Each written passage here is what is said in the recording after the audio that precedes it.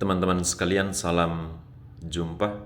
Semoga kita masih dalam keadaan sehat dan bahagia.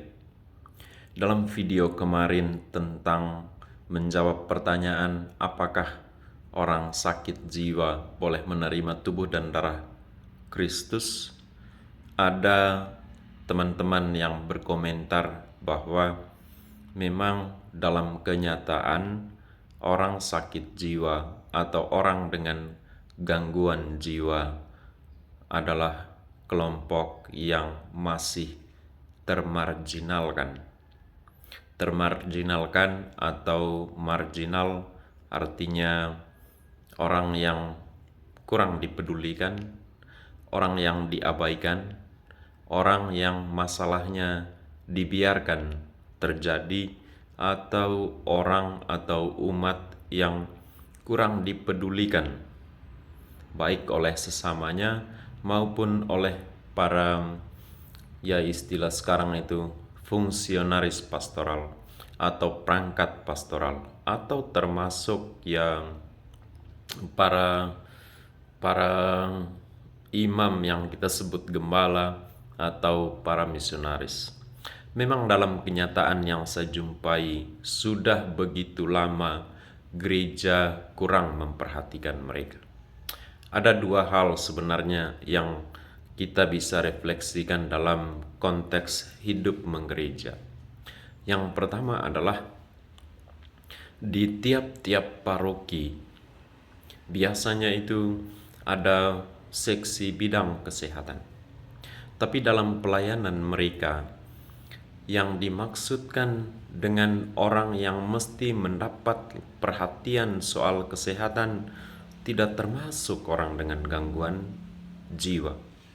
Dalam kegiatan-kegiatan kursus persiapan perkawinan misalnya untuk keluarga, yang dibicarakan di sana lebih banyak kesehatan fisik. Yang dibicarakan di sana lebih banyak soal kesehatan reproduksi. Lalu kesehatan mental atau kesehatan jiwa itu seringkali diabaikan. Dan karena itu pun orang yang sudah mengalami gangguan jiwa ya diabaikan soal kepedulian terhadap mereka. Padahal teman-teman, siapa itu umat yang mengalami gangguan jiwa? Ya dalam keluarga itu sendiri.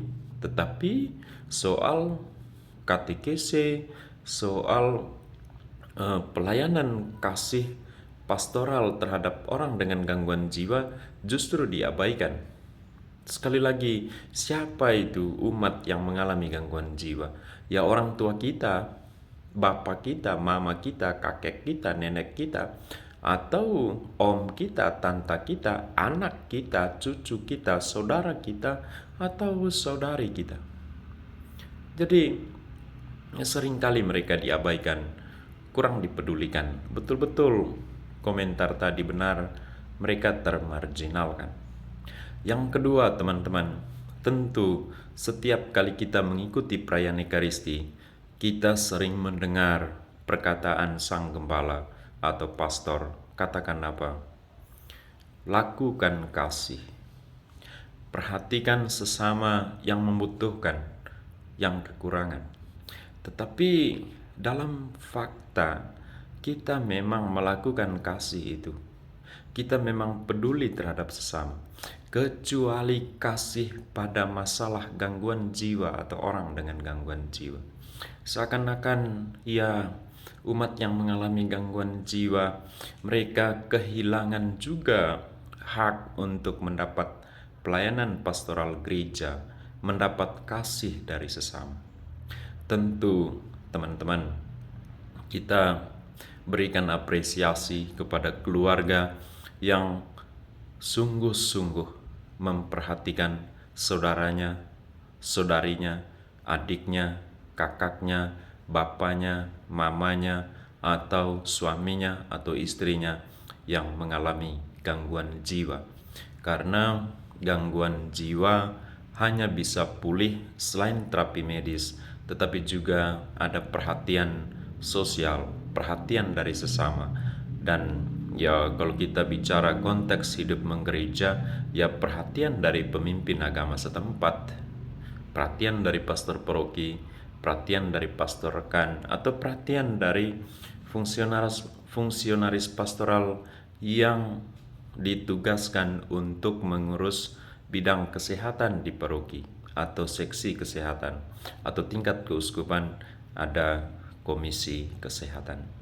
Teman-teman sekalian, benar sekali, selain soal sepinya layanan pastoral sakramen tubuh dan darah Tuhan Yesus kepada saudara-saudari kita umat yang mengalami gangguan jiwa, juga layanan-layanan lain juga kurang diperhatikan untuk mereka. Padahal kalau kita tengok dan renungkan baik-baik kitab suci, Yesus justru dalam pelayanannya mengutamakan mereka. Mereka yang miskin, yang sakit, termasuk yang mengalami gangguan jiwa. Mari kita tentu ya diajak untuk betul-betul merenungkan dan mengamalkan apa yang dilakukan, apa yang diperintahkan oleh Yesus sendiri, Sang Guru kita. Teman-teman sekalian, ini sebagai edukasi dan katekesi kesehatan jiwa untuk kita sekalian. Mari kita perhatikan mereka, juga mari perhatikan kesehatan mental, kesehatan jiwa kita masing-masing. Salam sehat jiwa teman-teman, salam kasih dalam Tuhan kita Yesus Kristus.